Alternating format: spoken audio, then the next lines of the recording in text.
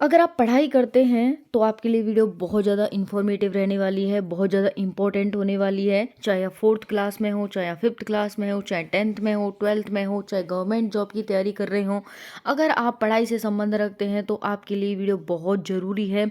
हम बात करेंगे नई शिक्षा नीति को लेकर के। जी हाँ, बिल्कुल सही सुन रहे हैं आप सभी कि भारत की नई शिक्षा नीति को मंजूरी मिल चुकी है। आपको पता है कि भारत की शिक्षा नीति में एक लंबे समय से बदलाव नहीं हुए थे, एक ही शिक्षा नीति चली जा रही थी। हालांकि 2020 में नई शिक्षा नीति आई थी, लेकिन वो कहीं ना कहीं जमीनी स्तर पर लागू नहीं हुई थी। तो यहाँ पर नई शिक्षा नीति आ चुकी है, कैबिनेट की मंजूरी मिल चुकी है। अभी तुरंत की अपडेट मैं आप सभी को दे रही हूँ कि आज साथियों 9 दिसंबर है और 9 दिसंबर आज यहाँ पर 8:30 बजे की ये न्यूज़ आप देख रहे हैं। तो चलिए बात करते हैं शिक्षा नीति के बारे में कि नई शिक्षा नीति को मिली केंद्रीय कैबिनेट की मंजूरी। साथियों बहुत ही इम्पोर्टेंट वीडियो होने वाली है।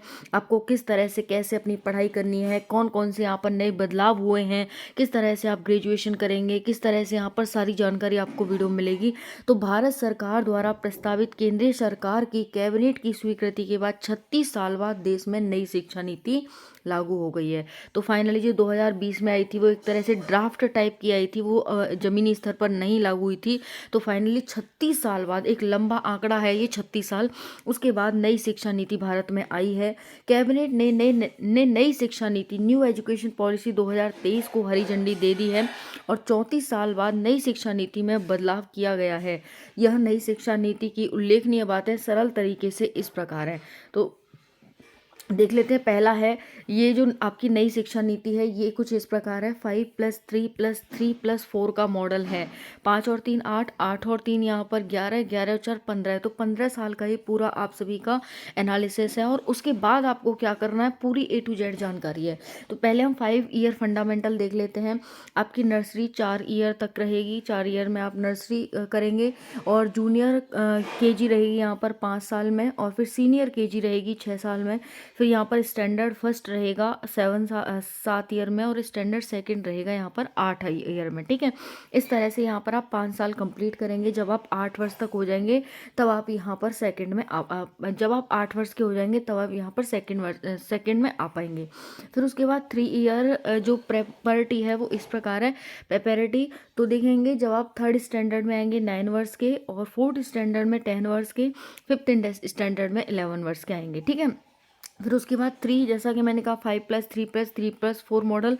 अब फिर 3 की बात करें, अगर आप मतलब 6th क्लास में कब आएंगे, 12 ईयर में, और 7th में आएंगे 13 ईयर में, और यहाँ पर 8th में आएंगे 14 ईयर में। ठीक है, फिर उसके बाद 4 साल का कुछ पीरियड इस प्रकार रहेगा कि 15 साल के हो जाएंगे आप तो यहाँ पर 9th करेंगे, और 16 साल के होंगे तो आप यहाँ पर साथियों SSC स्टैंडर्ड SSC कर सकते हैं। ठीक है, फिर उसके बाद देखेंगे यहाँ पर जैसे FY फिजिकल ईयर ये है तो 17 में, और यहाँ पर ST SY JS यहाँ पर 18 ईयर में। मैं इनका भी एक वीडियो लेकर आऊँगी, इनके बारे में भी आपको बताऊँगी यहाँ पर 16 17 18 साल में। ठीक है, तो आप इस तरह से देख लिया आपने। अब खास बात है क्या है कि केवल 12वीं पास में होगा बोर्ड। अब आपकी 10वीं पास है तो आप बोर्ड नहीं देंगे, मतलब आप 10वीं में बोर्ड नहीं देंगे, आप सिर्फ 12वीं में बोर्ड देंगे। बिल्कुल सही है यहाँ पर कि कोई यहाँ पर बाध्यता नहीं है 10वीं में बोर्ड देने की, आप डायरेक्ट 12वीं में बोर्ड देंगे, यानी 10वीं का भी बोर्ड खत्म कर दिया गया है।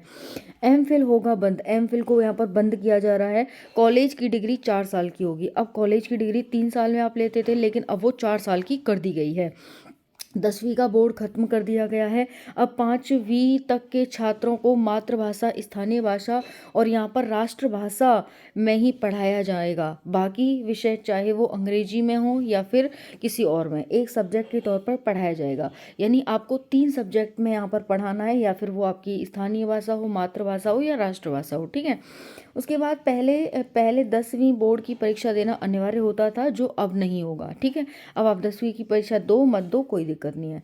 9वीं से 12वीं क्लास तक सेमेस्टर में परीक्षा होगी। स्कूली शिक्षा को 5-3-3-4 फॉर्मूले के तहत पढ़ाया जाएगा। ठीक है, स्कूली शिक्षा जो मैंने आपको बताई है स्टार्टिंग में वो आपकी रहेगी। उसके बाद वही कॉलेजों की डिग्री 3 और 4 साल की होगी। कॉलेजों की डिग्री 3 और 4 साल की होगी, यानी कि ग्रेजुएशन के पहले साल पर सर्टिफिकेट मिलेगा आपको। अगर आप पहला साल कंप्लीट कर लेते हैं सर्टिफिकेट, दूसरा साल करेंगे तो डिप्लोमा होगा आपका, और तीसरे साल में आपको डिग्री मिलेगी। ठीक है, तो पहले साल में सर्टिफिकेट, दूसरे में डिप्लोमा और तीसरे में डिग्री। तो ये तो हो गई 3 साल की आपकी कॉलेज। लेकिन 3 साल की किस कंडीशन में होगी वो भी देख लीजिए। 3 साल की डिग्री उन छात्रों के लिए है जिन्हें हायर एजुकेशन नहीं लेनी। मान लो आपको ग्रेजुएशन ही करनी है तो आप 3 साल की लेंगे। अगर आपको हायर कॉलेज करनी है तो हायर एजुकेशन के लिए छात्रों को 4 साल की डिग्री करनी होगी। तो उनको 4 साल की डिग्री यहाँ पर करनी होगी। 4 साल की डिग्री करने वाले स्टूडेंट यहाँ पर क्या है, 4 साल की जो स्टूडेंट हैं वो यहाँ पर 1 साल में एमए कर सकेंगे। मान लो आपने 4 साल की ग्रेजुएशन की और फिर उसके बाद 1 साल का आपका एमए हो जाएगा, यानी लगभग वही है। 3+2 करते थे, अब आप 4+1 करेंगे। ठीक है, समझ में आ गया। अब एमए के छात्र अब सीधे पीएचडी कर सकेंगे। आपने एमए कर ली, अब आप सीधे पीएचडी कर सकेंगे। स्टूडेंट बीच में कर सकेंगे दूसरे कोर्स। आपने मान लो कि क्या किया भाई, 1 साल अपना ग्रेजुएशन का किया तो भाई आप दूसरा कोर्स ज्वाइन कर सकते हैं। हायर एजुकेशन में 2035 तक ग्रॉस इनरोलमेंट रेशियो 50% हो जाएगा। अब आप ग्रॉस मतलब जो आपको ग्रॉस मिलता है ना, वो आपको क्या है 50% तक हो जाएगा। वही नई शिक्षा नीति के तहत कोई छात्र एक कोर्स के बीच में अगर कोई दूसरा कोर्स करना चाहे तो पहले कोर्स से सीमित समय के लिए ब्रेक लेकर वो दूसरा कोर्स कर सकता है। यानी आपको बीच में ही, मान लो आप फर्स्ट ईयर कर रहे थे ग्रेजुएशन की, अब आपका मन किया कि नहीं यार मुझे ये नहीं करनी, अब मुझे ना कोई कोर्स करना है, तो आप इसको यहीं छोड़ेंगे, आप अपना डिप्लोमा कर पाएंगे। फिर डिप्लोमा करने के बाद आप जब दोबारा ग्रेजुएशन करना चाहेंगे तो आप सेकेंड ईयर में करेंगे, तो वो आपका डिप्लोमा होगा। ठीक है, बता ही चुकी हूँ मैं। अब हायर एजुकेशन में भी कई सुधार किए गए हैं। सुधारों में यहाँ पर ग्रेडेड एकेडमिक और एडमिनिस्ट्रेटिव और फाइनेंशियल ऑटोनॉमी आदि शामिल हैं। इसके अलावा क्षेत्रीय भाषाई में ई कोर्स शुरू किए जाएंगे, वर्चुअल लैब्स विकसित किए जाएंगे, और यहाँ पर कहा गया है कि एक नेशनल एजुकेशन साइंटिफिक फोरम यानी NETF शुरू किया जाएगा। बता दें कि देश में 45,000 कॉलेज हैं, सरकारी निजी डीम्ड सभी संस्थानों के लिए होंगे समान नियम। ठीक है, तो ये धर्मेंद्र प्रधान भारत सरकार के द्वारा यहाँ पर आप सभी का ये नोटिस दिया गया है। और यहाँ पर आपको टाइमिंग भी दिख रही है भाई 20:24 का, यानी कि अभी आप टाइम देख सकते हैं। टाइम कितना हो रहा है भाई अभी, तो हम अभी टाइम देख लेते हैं 22, यहाँ पर 20:51 हुए हैं। इतनी जल्दी मैं आप सभी के लिए यहाँ पर सारी इन्फॉर्मेशन दे दी है।